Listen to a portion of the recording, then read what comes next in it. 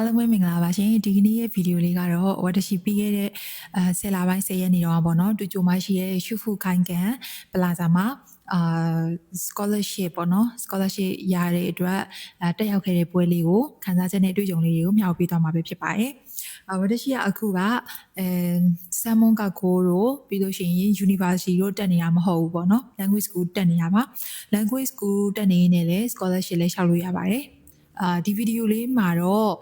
အဓိကကဒီပွဲသွားတော့ငါပေါ့နော်အမှတ်တရနဲ့ခန်းစားချက်လေးတချို့ကိုပဲမျှဝေပေးသွားမယ်ပေါ့နော်အဓိကအနေနဲ့ဒီ scholarship နဲ့ပတ်သက်တဲ့ဘယ်လိုမျိုးရှောက်လို့ရတယ်။ဘာညာအသေးစိတ်ပေါ့နော်အဲ့ဒါကတော့နောက်ထပ်ဗီဒီယိုလေးတစ်ပုဒ်အနေနဲ့လုပ်ပေးပါမယ်ရှင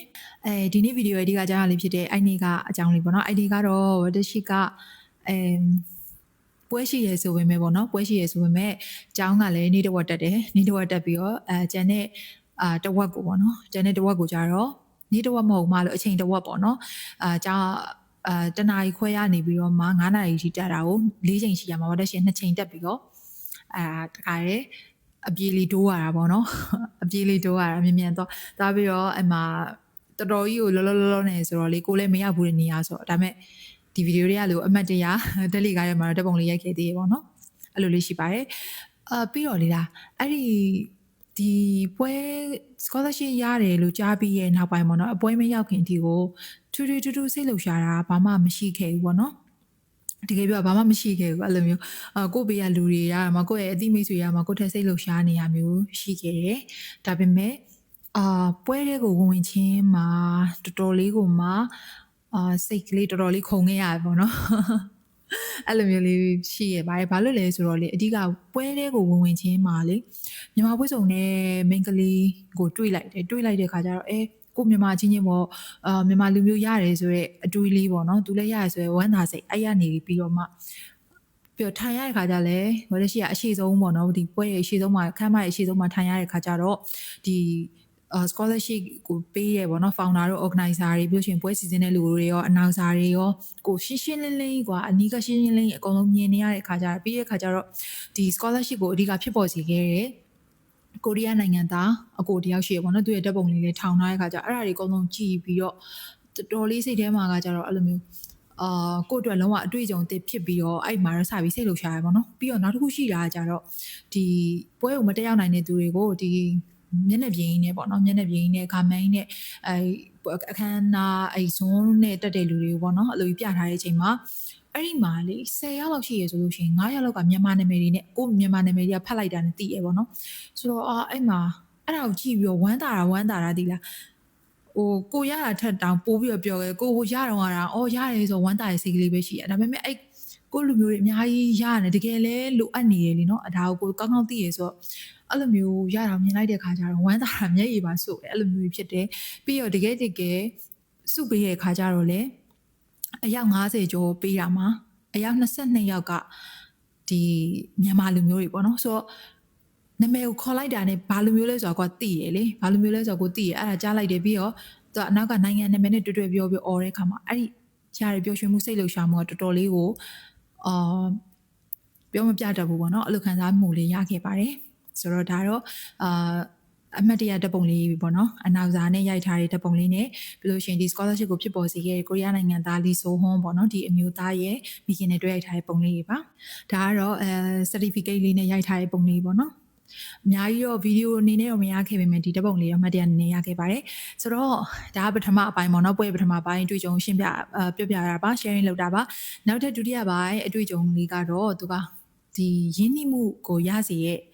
ဥစ္စာလေးပေါ့နော်ဒီ scholarship ရဲ့ amount ကရန်10တောင်းပေါ့နော်ရန်10တောင်းဆိုတော့ပြီးတော့တစ်ခါပဲပေးတာဆိုတဲ့အခါကျတော့ဒီ scholarship ရဲ့ amount ကအရန်ကြီးများတယ်မပါဘူးဒါပေမဲ့10တောင်းဆိုတာကလုံးဝဒီနိုင်ငံခြားသားကျောင်းသူတယောက်အနေနဲ့ဒီမှာကိုစိတ်ကိုရှာပြီးကျောင်းစိတ်စုကျင်နေတဲ့သူတယောက်အနေနဲ့ကတော်တော်လေးထောက်ပံ့ဖြစ်တယ်ပေါ့နော်ဆိုတော့ဒါကတော့ရတဲ့အတိုင်းတောင်ပြောပြတာဒါပေမဲ့လို့ဒီရဲ့ကောင်းတဲ့အချက်ကဒီ scholarship ရဲ့ရည်ရွယ်ချက်ကလည်းအရန်ကိုကောင်းတယ်ပေါ့နော်ဒါကတော့နောက်ထပ်ဗီဒီယိုတစ်ပုဒ်မှာတခြားပြောပြပေးပါမယ် scholarship ချက်လက်ကိုမျှဝေနေပေါ့နော်ဆိုတော့အခုပြောပြချင်တာဒီပွဲရဲ့ဒုတိယပိုင်းကလည်းအရန်ကိုမှအမှတ်တရဖြစ်ခဲ့ပါတယ်ဘာလို့ဆိုတော့ရရှိကဒ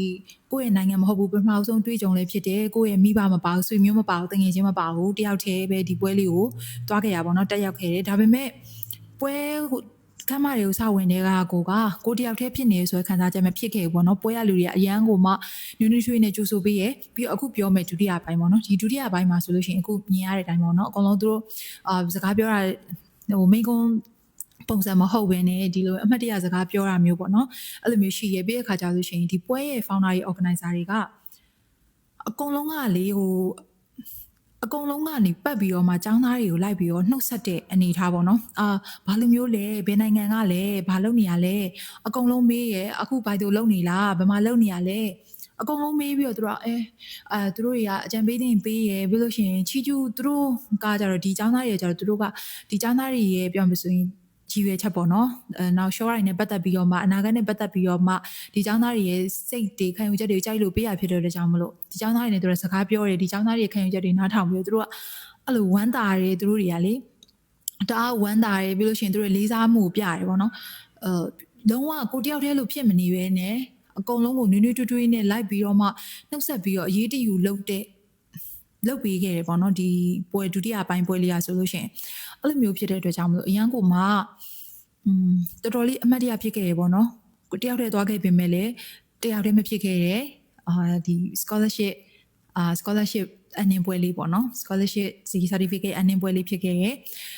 အစားတောက်တွေကိုလည်း buffet ကျွေးရပါပေါ့နော်ဆိုတော့တော်တော်လေးကောင်းပါတယ်ဆိုတော့ဒါလေးကတော့အဲ့ဒါကြောင့်ပေါ့နော်အဓိကပြောချင်တာကဒီ scholarship လေးကတစ်ချိန်နဲ့ပေးရအရင်မများဘူးဆိုပေမဲ့အတက်ရှိအတွက်ကတော့တော်တော်လေးကိုအတိတ်ပဲလည်းရှိရ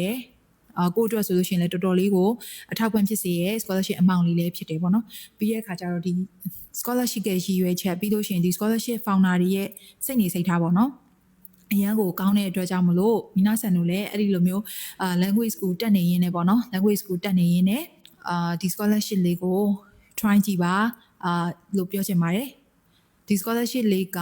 ဖောင်ဖွင့်ရပါညာအဲ့ဒါတွေကနောက်ဗီဒီယိုလေးလုပ်ပေးမယ်ပေါ့နော်တေချာလေးပြောပြချင်လို့ပါဘာကြောင့်လဲဒီ scholarship က